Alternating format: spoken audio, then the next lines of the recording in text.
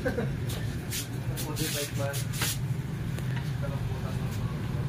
Ako nga na yan. Tailay na ako dyan.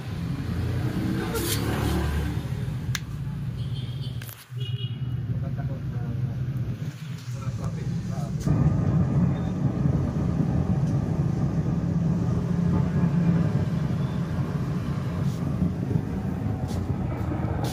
Isang magandang araw sa inyong lahat mga ka-G-Lovers. So problem nito, napapakinggan nyo napakaingay na parang may FM siya. So minsan lumalakas pa yan. So itong ano na to, parang made in Italy yata nakalagay dyan. Parang, pero hindi naman to imported daw, sabi ng may-ari, dito lang to nabili. So titingnan natin to.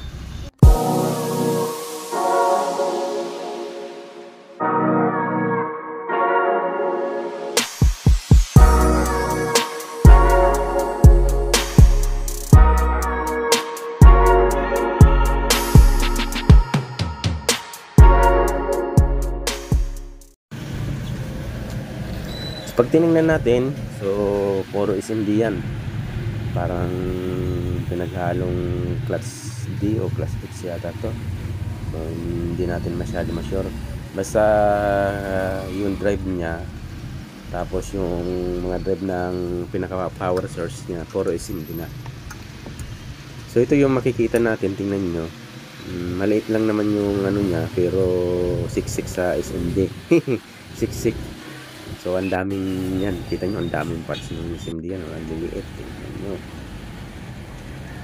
diba, ang dami yan. Pero hindi naman to baliktaran, dito lang talaga siya sa ilalim, wala na siyang SMD parts.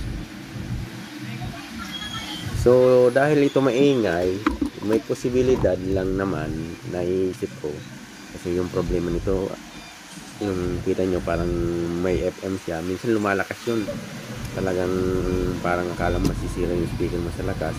So titingnan natin kung baka lost contact lang to, kasi minsan humihina tapos lumalakas. So may relay din to, napitik yan yung mga makikita natin na parts. Yan, ito pa sa kabila, yan, ito pa. So hindi ko na sasabihin yung part number niyan. Yan. Taon na magbalik. Yan, kita nyo. Lapit pa natin. Yan. MOSFET din to yata. So hindi ko pa tinignan yung datasheet niyan, para MOSFET din yata yan. Ito na, binaklas ko na siya. So ito yung nakikita natin dun sa bandang ilalim niya, ito. So ito yung mga input natin, tapos yung switch, tapos yung mga indicator light.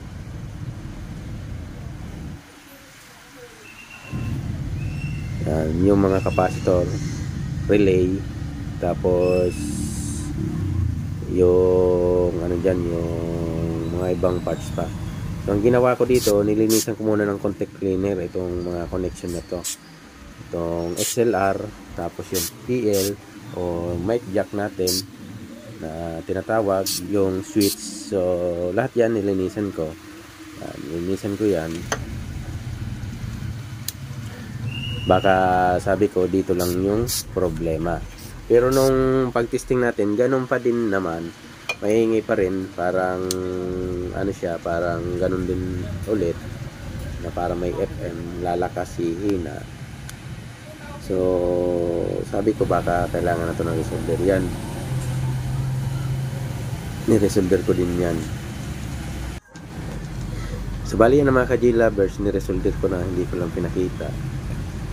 Ni-resolder ko na.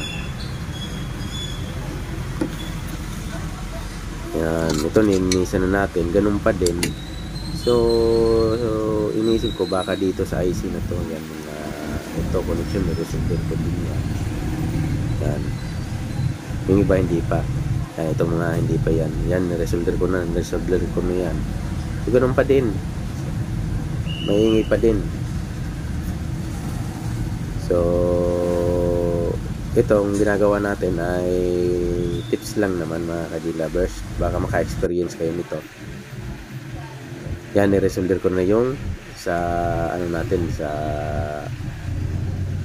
XLR. So, hindi ko lang pinakita yung mga ano pa, yan yung mga MOSFET na yan. Ni-resolder ko din yan.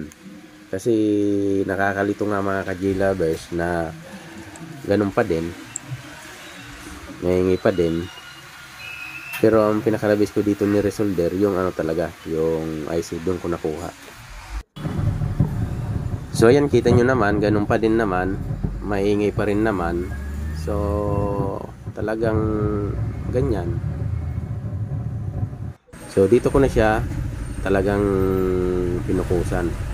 Yan, hinang ko na yung volume. Akala ko sa volume yung problema. Nung pag-test ko, ganun pa din, maingay pa rin. Yan, maingay pa rin yan kahit nakahang na yung volume kit. So akala ko dyan lang yung problema, hindi rin pala. Talagang dyan sa mahaba na yan IC yan, maliit na mahaba yan, tigwalo yata yan na pa, kung di ako nagkakamali. Yan yung niresolder ko. Tapos yung sa kabila din, dun na tumino to. Bali dito mga ka-J-lovers, yan ginawa ko dito, niresolder ko na tong mga IC na to, mga naka dapa. So yan o, so ganyan lang, 100 lang nga yan ginamit ko kasi yung isang kamay ko ay hawak yung cellphone natin, tapos yung isa ay yung soldering iron. Yan, ganyan lang ginawa ko, niresolder ko lang yan. Lahat yan na IC ni-resolder ko.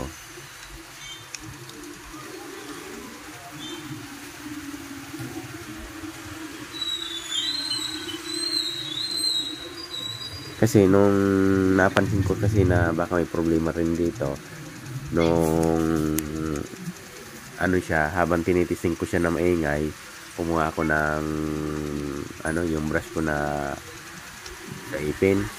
Tapos ginalaw-galaw ko yung mga board dyan.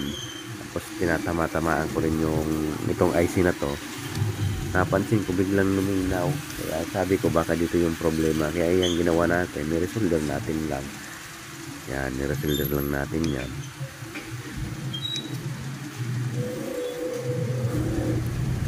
Kasi yung tinatamaan ko na yung IC na yan, naglilinaw siya. So sabi ko talaga, lose contact to.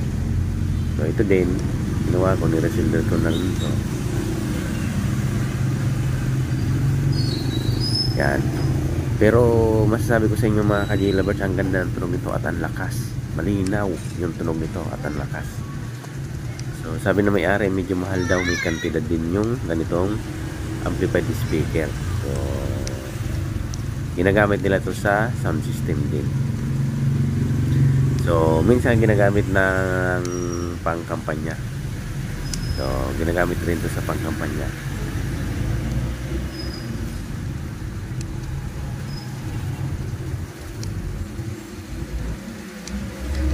Yan, ganyan lang ginawa ko mga ka-J-lovers. Niresolder ko lang yan.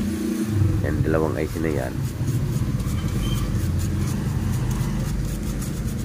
Kasi napansin ko nga yung sinasabi ko sa inyo yun, habang naka-on nyo na maingay, talagang sinundot-sundot ko yan ng ano, ng toothbrush ko, yung sa dulo ng toothbrush ko, tapos luminaw siyang bigla. Kaya yan, nalaman ko na baka dito yung problema. So hindi rin tayo nagkamali nung na-resolder natin to, ay talagang luminaw na nga siya talaga. Kumanda na rin yung tunog niya.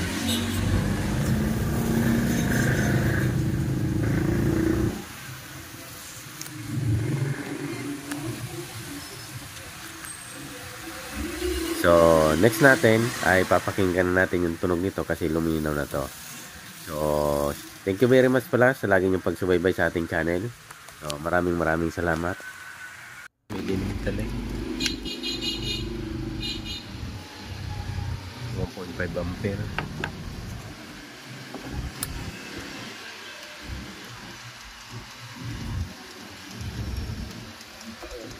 Ito.